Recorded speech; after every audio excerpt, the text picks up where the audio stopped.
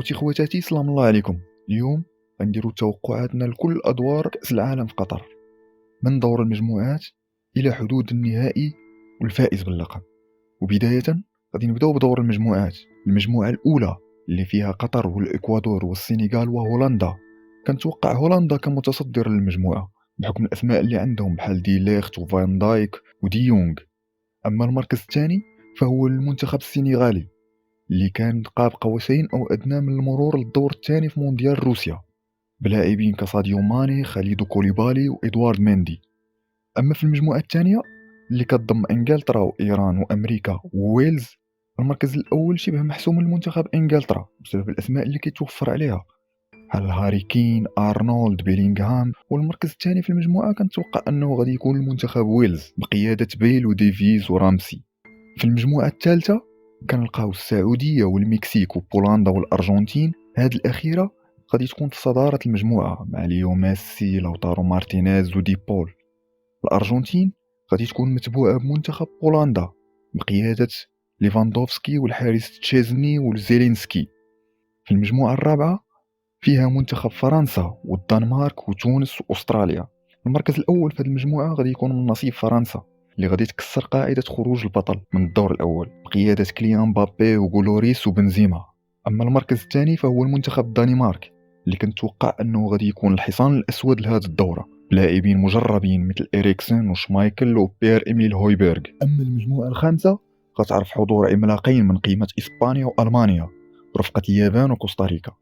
المركز الأول في هذه المجموعة أظن أنه غيكون المنتخب ألمانيا اللي كيراهنوا على لاعبين بحال كيميتش ونوير ومولر.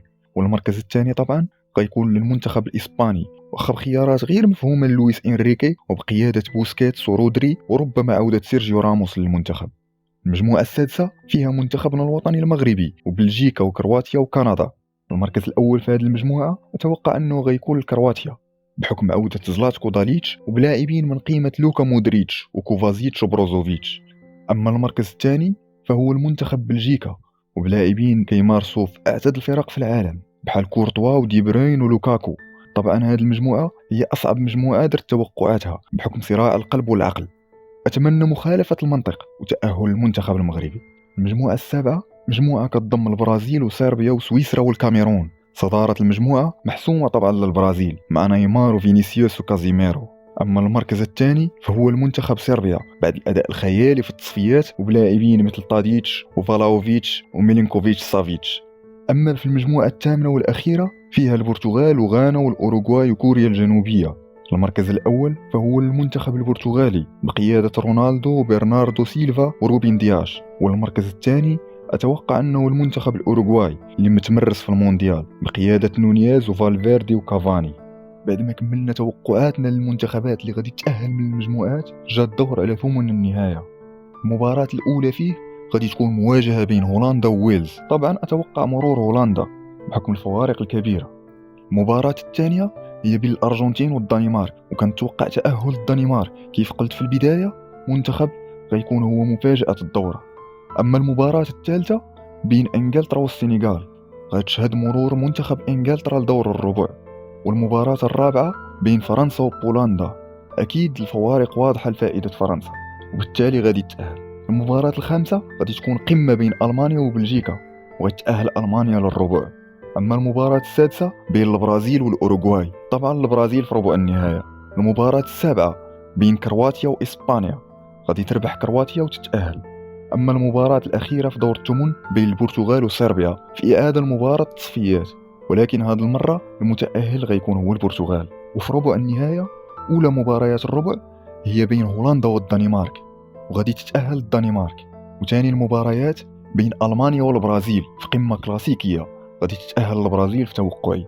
أما المباراة الثالثة بين فرنسا وإنجلترا غادي تتأهل فرنسا. أما في آخر مباريات الربع بين كرواتيا والبرتغال غادي تربح كرواتيا وتتأهل.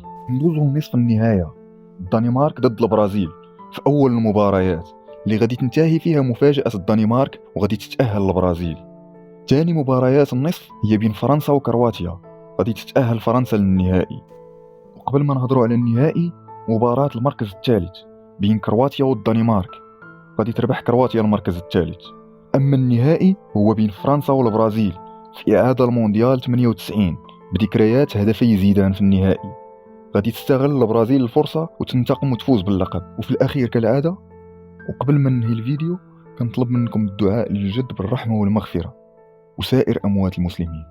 في أمان الله.